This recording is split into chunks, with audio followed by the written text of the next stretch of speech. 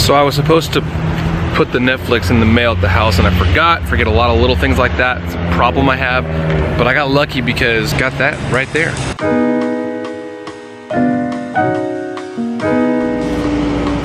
Okay, so first, I'm gonna get back to this later and why I'm wearing this. My wife got it for me and we got it for a special reason, but I'll get into that later. Heading into the office and I've got a couple meetings and I've got some editing to do.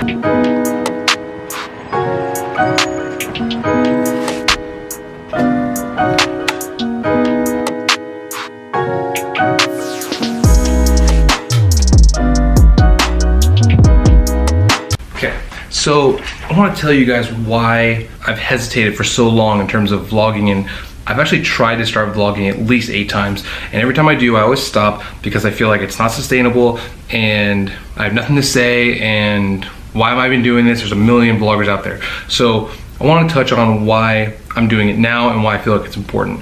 I feel like before I was trying to do it for the wrong reasons. I was doing it because I was watching people like Casey Neistat and Peter McKinnon get huge, and that's what I wanted, and that I wanted to reach millions of people with my videos and be able to help them. And while that still holds true, that I want to be able to help people and I want to be able to reach a lot of people, I was skipping one major important step. And one of my mentors, Seth, had lunch with him today and he really drilled it home for me, and the idea was that in order to have massive impact on the world, first you need to have massive impact on those around you. I was trying to skip that step, and I'll give you a good example of in my mind how I was skipping that step. When I would post content on Instagram, Facebook, YouTube, whatever it was, I have a core group of people who always comment. They always say very nice things, they're very supportive of what I do. And I would look at those people as like, okay, well, yeah, of course they're commenting because, you know, they love me or they care about me or they're my friends, or yeah, they've always followed me, or I would almost like write it off. And then I would never be satisfied with the amount of comments I would get. And it's funny because I realized I was like, apparently I was looking for strangers to tell me nice things. And at best from strangers, I was getting good job, fantastic work. And then worst case scenario, I was getting the, you know, robot comments, which are like, nice capture, quality shutter speed, like stupid stuff like that.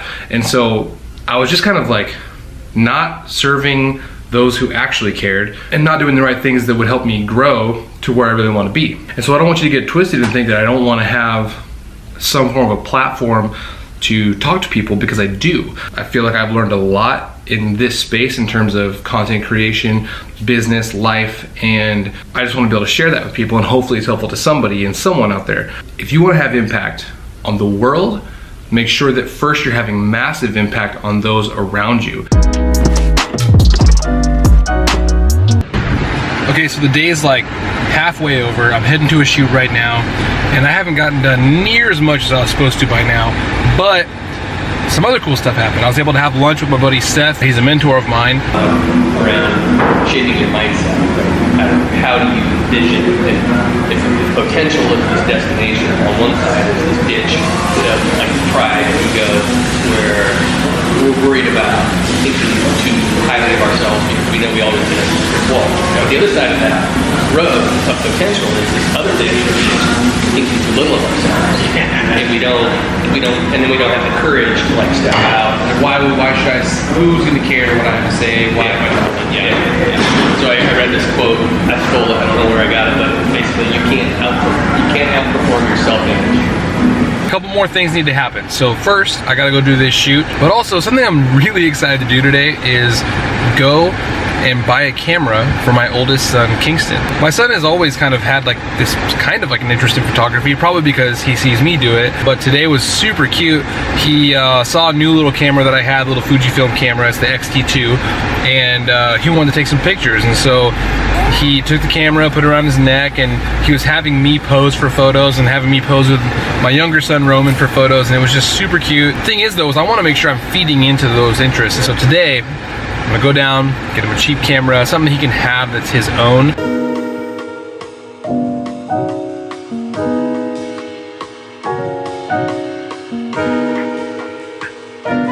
I'm back at the office now, and I just finished doing the promo shoot for the Umpqua Valley Bicycle Outreach.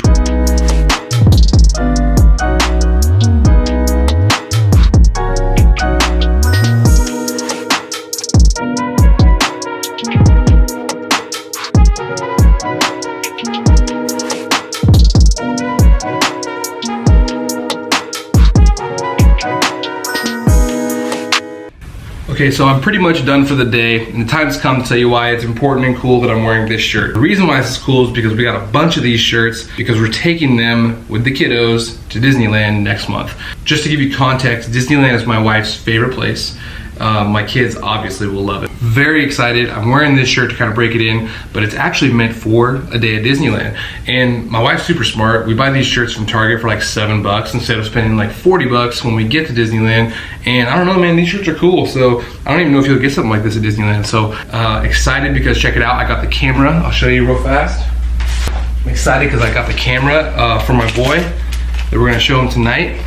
I'm pumped to give it to him. Can't wait. And shoot, this is really exciting.